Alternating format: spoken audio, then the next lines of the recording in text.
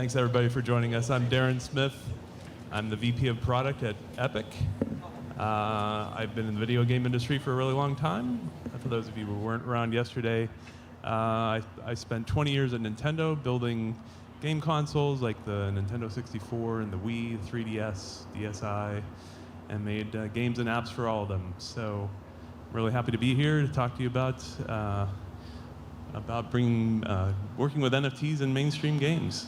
And at Epik, we are the leading B2B NFT platform, and we work with AAA game companies and giant entertainment IP to create in-game NFTs and marketplaces. And one of the great companies we work with is Ready Games. And I have Christina Macedo here to talk about Ready Games. Why don't you introduce yourselves? Yeah, is this thing on? Here, yeah, sure. So I'm Christina Macedo. I'm the COO of Ready Games. I've been building game tech for the past 5 years, primarily in the creator space, and primarily on mobile, essentially. And now we're sort of diving into creating more technology around avatars and game assets and allowing players to really become creators in the space and having them really be part of NFT transactions and building digital assets and really virtual identities essentially in games. Can you tell us about the game we were working on with you? Definitely.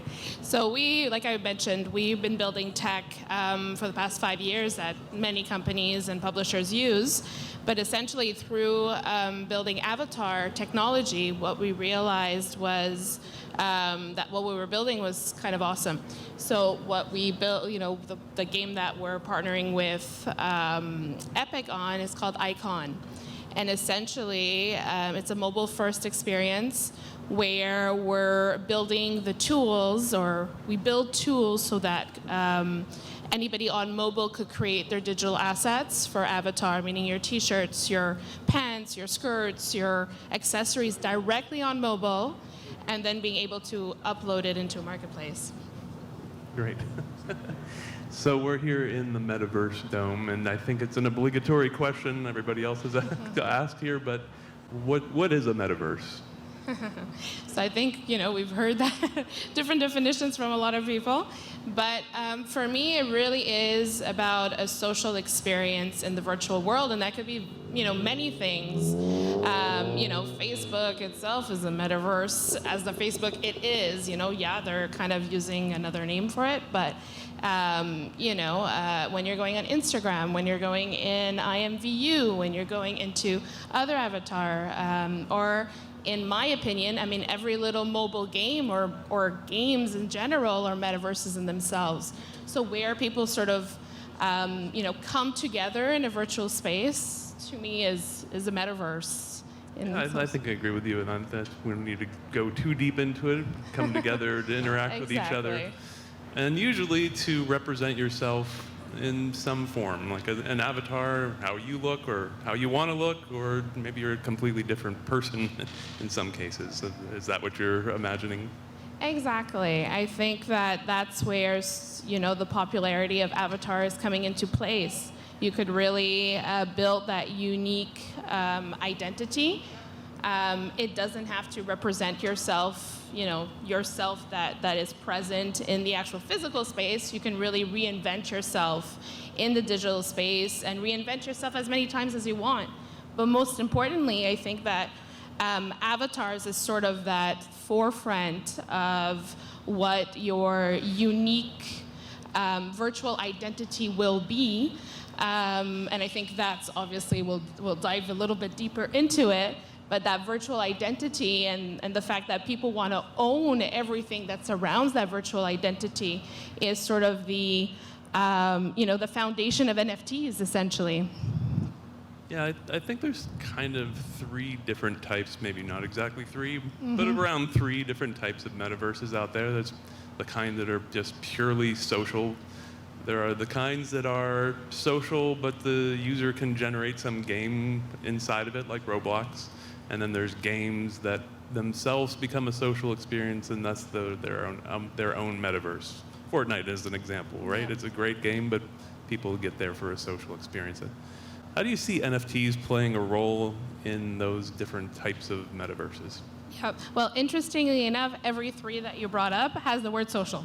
That's true. So, the way that we're looking at technology and how to support developers and being able to really get into this world is by supporting them in creating the social economy. That's the way that we see it in gaming.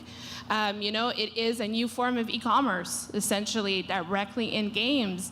And NFTs is not only going to be a method that developers can monetize, but a method for creators to monetize, essentially. And then for players, right, we really do have those three realms where players now have an opportunity to go into games and being able to invest in their digital or virtual identity. That being not only in skins and other avatar cosmetics, but in badges and stickers, in team merchandise, for example, really building that virtual identity and how they want to present themselves.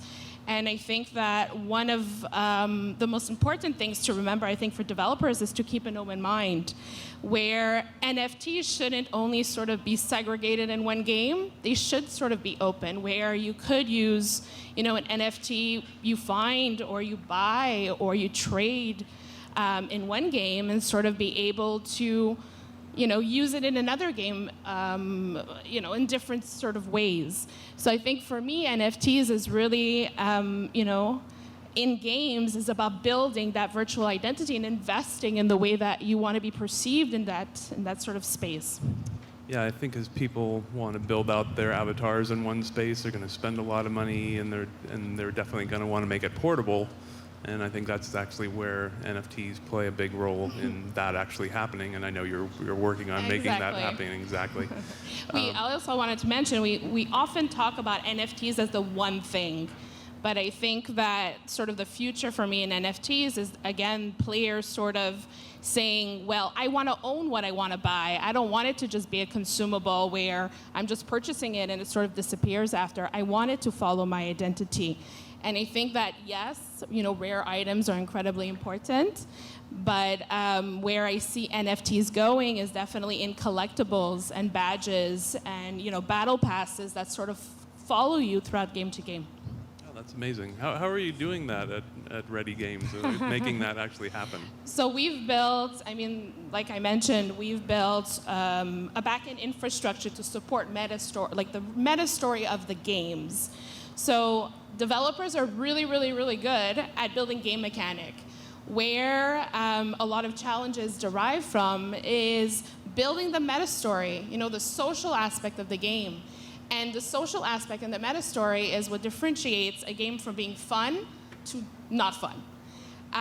So in the infrastructure that we're building, everything that derives for that infrastructure, games, assets, profiles, game passes, and so on, are usable game to game to game to game.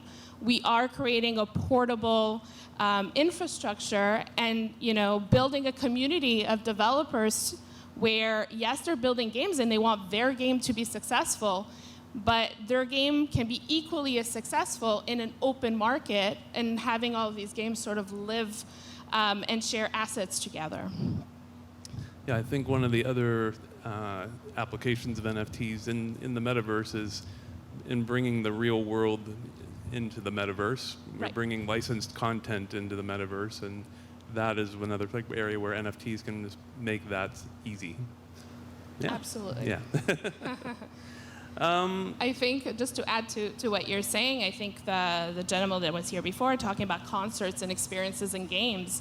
So, when there are events in games, merchandise and collectibles, having, for example, that band T-shirt, or getting a band T-shirt because you went to that concert and being able to use that T-shirt on your avatar in various games and have that portability aspect of that T-shirt, is very important to the consumer. So allowing that opportunity actually allows for much more monetization to happen. That's great. I was going to ask you about monetization, exactly. So how do you see NFTs contributing to the monetization of existing games? So there's definitely, like I mentioned, there's three different sort of pillars. There's the developer, the creator, and the player. For the developer, the monetization is opening a completely new path in being able to monetize the digital assets that are available in their games. For a lot of mobile developers, so we've really worked on creating mobile technology because we want to really reach the masses. We want to be able to support developers in Indonesia and Asia and the Philippines and so on. That really for that population, they're accessing games and digital content on their phones. And by allowing sort of this technology to live on mobile and through these mobile games, it's giving a completely new path to a lot of these developers to monetize what's happening in their games.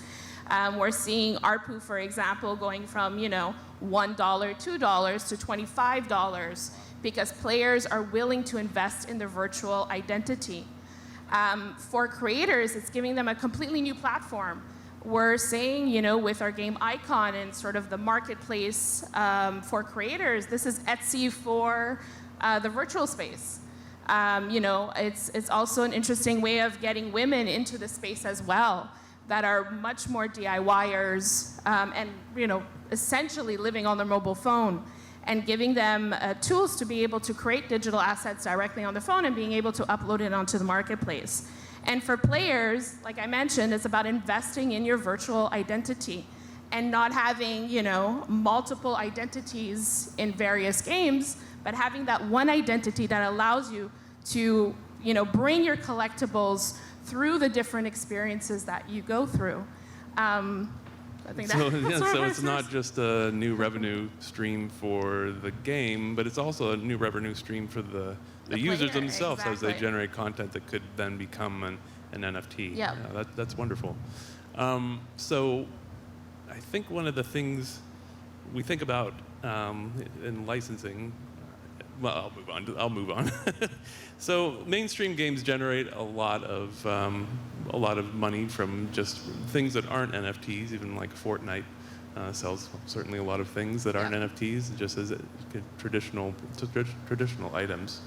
So for mainstream game players, how important is it for a digital item like an NFT to be rare or available for like a limited time? What do you think? It's, again, all connected to your virtual identity. So when items are rare, they sort of put you, it's a method for you to show off, especially, essentially. But there are two types of sort of NFTs. You have the rare, one golden egg that you're purchasing to really stand apart. And then you have the NFT that is more in a capsule collection or limited in time that allows you to collect. And just like in the real world, I mean, people in general, purchase collectibles to kind of refine and define who they are. I mean, I don't know here who's like a huge Harry Potter fan, but if you've ever heard, Harry Potter enthusiasts, they're literally buying everything because it defines their personality. I mean, we can go into Hello Kitty and so on and so on and so on. Think of your favorite band and the merchandise that you have. It defines who you are.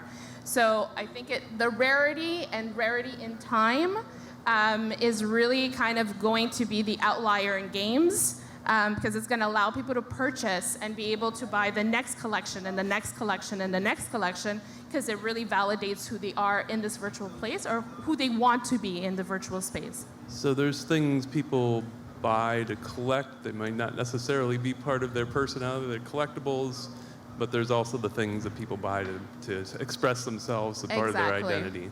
Yeah, I have a friend at Nintendo who's been there, I think been working there for about 15 years now, and he is a massive Nintendo collector, and he owns virtually everything you could possibly buy. He often posts stuff on Instagram with his collection. It's an amazing display. But he also, that is his personality. Like if you see him out and about, he has a Nintendo hat on, a Nintendo, ugly Christmas sweater, and he has the whole thing. So that is that's really part of great. his identity. When you see Exactly. him, like Dylan Rhodes, if you're listening, he is like Mr. Yeah. Nintendo. So I think one of the big problems and difficulties in designing a game is creating like proper balance in the game. And when NFTs have utility in the game, Yep. that can kind of upset the balance of the game. And then of course they cost money, so you run into this sort of like pay-to-win scenario. How do you balance the game when that happens? That comes back to the meta story portion. So a lot of the social experience doesn't actually happen in the game itself. It happens outside of the game. It's the meta story. It's your profile. It's whom you're connecting outside of the game. And for a lot of developers, they can't forget about that. They can't forget about the opportunity for players to invite their friends and be able to chat about game moments that just happen in the game, or inviting their friends to be part of a team, and having a PvP experience that is more team related than solo related. So the most important part is just not forgetting about that meta story and making sure that the NFTs are sort of an outlier of the meta story. And that's sort of the way to really make sure that the NFTs are really valued by players. Great. I think one of the things I wanted to talk to you about was the hashtags that Yes. That you have for Icon. Can you share a little bit about that? It's, I think, interesting, different aspect for how to use NFTs. Definitely. So, interesting fact about the company is we actually have 47% of our gaming company is women, which is really unheard of. And one of the things that really diving into is e-commerce in the space. So like I mentioned, the creator is more and more going to become important in the gaming space. We want to allow people to just create digital assets and share, and have developers have sort of a way of purchasing even assets that could be useful to them, and really building an economy in the game space. And the way that we're approaching markets is through what we're looking at, hashtags. So if we're looking at any social media app, the way that people are purchasing items and so on is through hashtags. They're going on Instagram, they're looking at hashtag dresses, and they're looking at the different influencers that are selling what they're looking for, clicking on the link and purchasing the item. We really see that same mechanism going to happen in games. Like I explained, the meta story is incredibly important. That meta story is that social experience. Feeds in games is going to become incredibly important. Sharing what you own, sharing what you're wearing, sharing the game moments. And the feed itself in the game, the social experience, will become the e-commerce in game. So the hashtags that we currently have in one of our games, Icon, creators can upload their designs directly in the marketplace. They select which storefront they want. Example, hashtag dresses. We actually are selling the storefronts as NFTs. We think that in games, not only are there the players, but there's obviously the investors. So you can be a user in a game or a participant of a game, but not necessarily play in the game space, but live in sort of that meta story space. And essentially, when a creator uploads their designs, that design is sold. They get a percentage of the revenue, but so does the storefront owner. So that NFT generates revenue within that marketplace. And that's really interesting. I think, once again, we can't forget about the creator space in games, because it essentially is going to become really the driving force of the economy, essentially in games. So do you want to tell people where they can get those hashtags? They can. So you can obviously go on Epik and look at our storefronts that are currently for sale. And Icon is currently in beta. We do have a really interesting project with a new collaboration with Smiley. When we're talking about collaborators or creators, we're talking about big brands that want to come into the virtual space. And when we're talking about creators as well, we're thinking about the player that wants to also sort of be more involved, more engaged in games, and allowing them to have a space to also sell their capsule collections or digital assets. So please visit epicprime.com and go to our marketplace. You can look for Icon's collection there, and please, the hashtags are up for auction right now. They've been up just pretty much before we started here. And any owner of, like I explained, any owner of a marketplace is really generating revenue, not only from the value that that hashtag is gaining, but from the value that they're going to get from the usability of that storefront. So there's a lot of indie developers that want to make their games mainstream, of course, and they're looking to use NFTs for that. And a lot of them are looking like more around the speculative value of NFT to make the game fun. But I think what gets lost in that is the game still needs to be fun itself. Yeah. So what advice would you give to indie developers who are trying to take this approach to be successful? I think that for developers, I mean, their passion is making games and working on just elevating the game mechanics that are already out there. Not forgetting the meta story, not forgetting the social layer, not forgetting the power of having friends, inviting friends, chatting, showing off. When we talk about showing off, we're always talking about avatars and badges and so on, but not forgetting that gameplay itself is a huge driver. I mean, Twitch, what are we doing on Twitch? We're watching gameplay. So just not to forget that, we want to create a community and a connection in the games themselves. And that's certainly the outlier of what makes a game, fun. Yeah, winning money is one game mechanic, but there are many, many others. So please explore the many other game mechanics available to you. Exactly. I think we think about it like you can make a casino game in two ways. One, you can win real money, and the other, you can win virtual money. And there's a lot of games out there that make a lot of money when you're only winning virtual money. Most actually are much more. That's yeah, right. Exactly. How do you see the evolution of NFTs? Like, when you picture where's NFTs going, what's your vision? So right now we're thinking of NFTs as just that thing you own, that rare item. The evolution will be that NFTs NFTs already allow true ownership.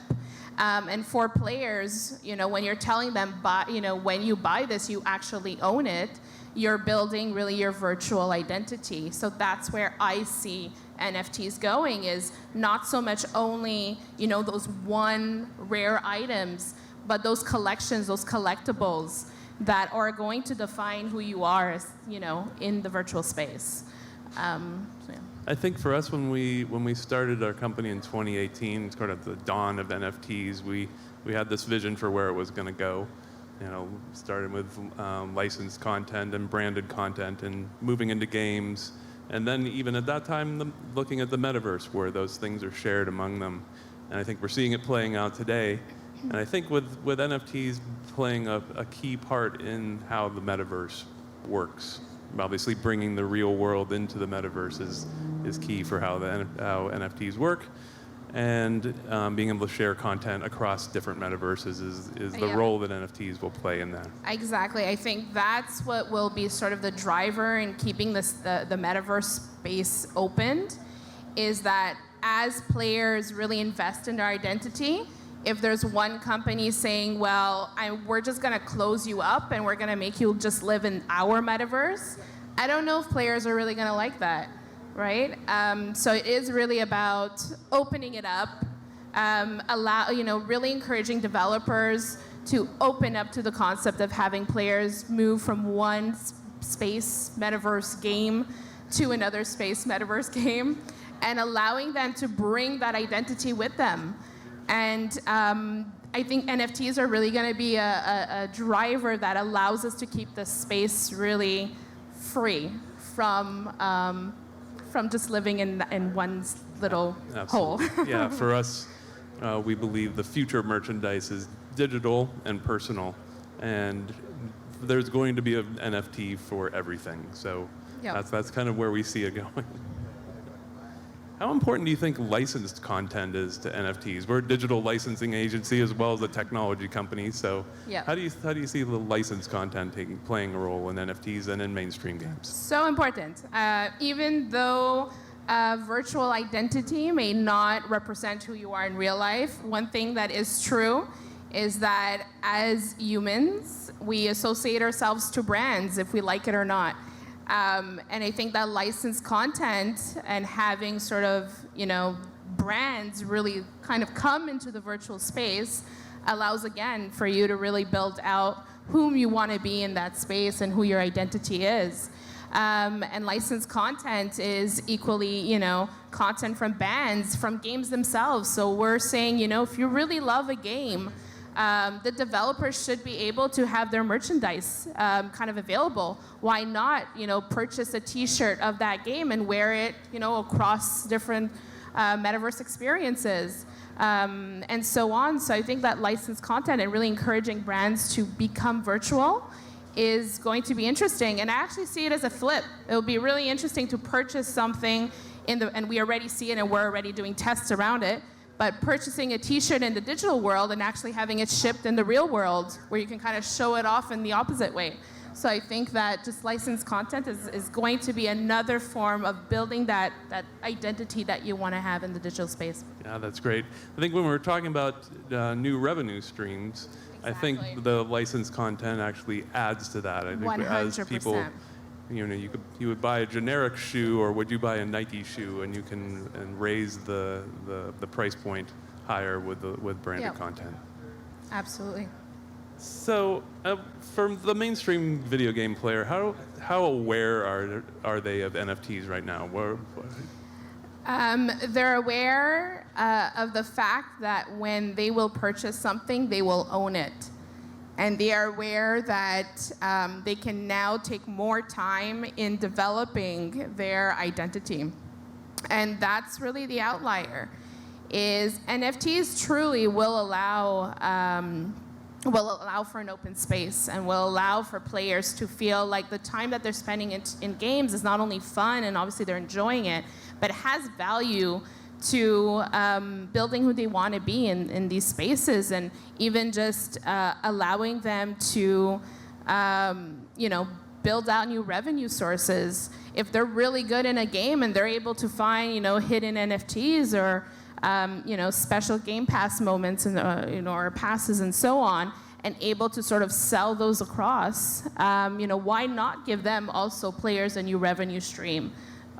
Because if they're investing time in your game, there should be a way for you to pay them back for that.